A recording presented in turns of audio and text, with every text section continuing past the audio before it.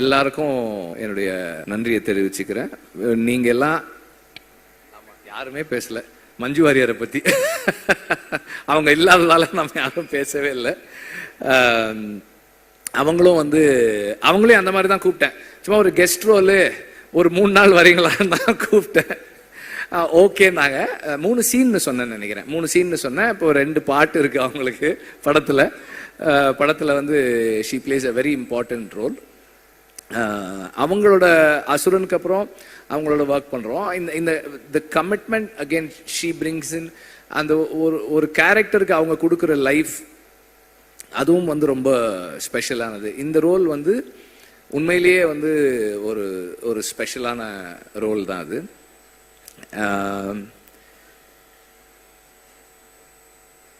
ஒரு படம் நல்லா வர்றதுக்கு அதெல்லாம் சொல்ல முடியாதுப்பா. என்னப்பா அது?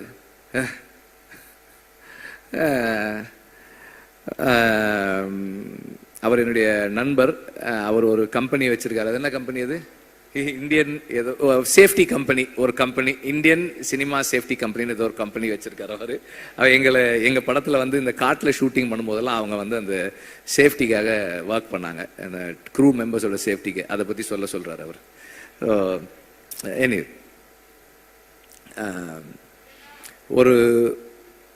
ஒரு படம் ஒரு டீசெண்டான படமாக மாறுறதுக்கு அந்த டீம் தான் காரணம்.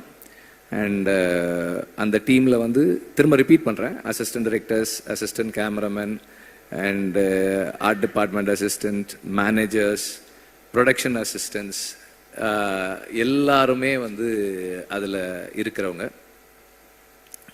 அவங்களுடைய கமிட்மெண்ட் தான் அந்த படத்தை கம்ப்ளீட் பண்ணுது. So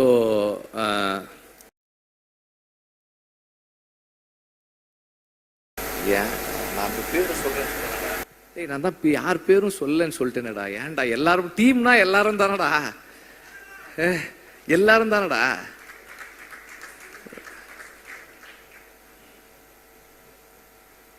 thank you.